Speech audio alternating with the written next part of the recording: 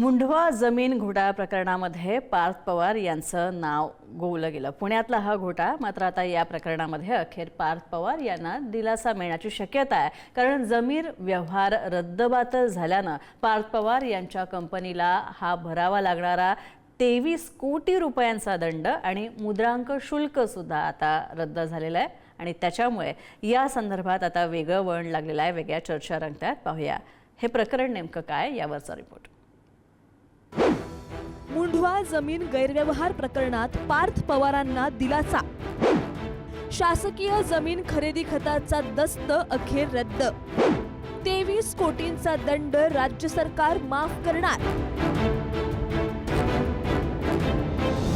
पुण्यातील मुंढवा येथील शासकीय जमिनीच्या गैरव्यवहार प्रकरणी अडचणीत आलेल्या पार्थ पवार यांना दिलासा मिळण्याची शक्यता आहे। या प्रकरणातील जमिनीची विक्री करणाऱ्या कुलमुखत्यारधारक शीतल तेजवानी आणि अमेडिया कंपनीचे भागीदार दिग्विजय पाटील यांच्यातील हा व्यवहार न्यायालयाने रद्दबातल ठरवलाय।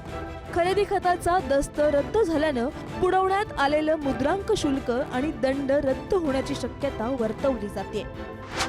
काय आहे मुंढवा जमीन घोटाळा प्रकरण? पुण्याच्या मुंढवा येथील भारतीय वनस्पती सर्वेक्षण संस्थेच्या ताब्यातील 40 एकर जमिनीच्या व्यवहाराचं प्रकरण। शीतल तेजवानी आणि पार्थ पवार यांच्या अमेडिया कंपनीत 300 कोटी रुपयांना व्यवहार झाला। 7% मुद्रांक शुल्काच्या नियमानुसार अमेडिया कंपनीने मुद्रांक शुल्क भरणे आवश्यक होते, मात्र IT पार्क उभारणीचं इरादापत्र दाखवत अमेडिया कंपनीकडून मुद्रांक शुल्कात 5% सवलत मिळवली गेली।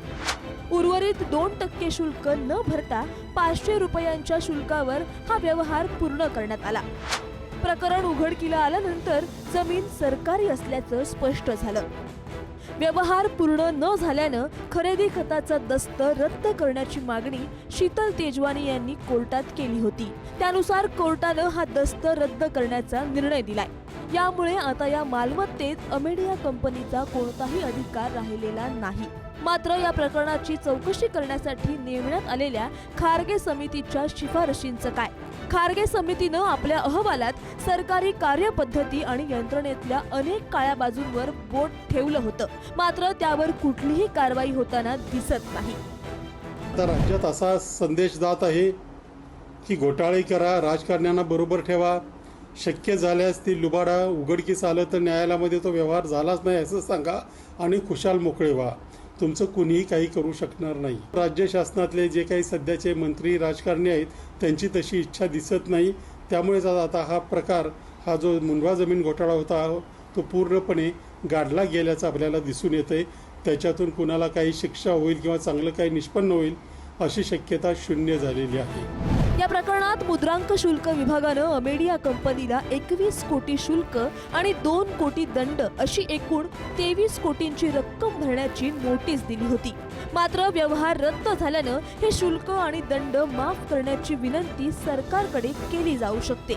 याबाबत निर्णय घेण्याचे संपूर्ण अधिकार राज्य सरकारला असल्यानं आता सरकार काय निर्णय घेतं आणि अमेडिया कंपनीला आणि पर्यायानं पार्थ पवारांना 23 कोटी रुपये शुल्क माफ होतं का हे पाहावं लागणार आहे।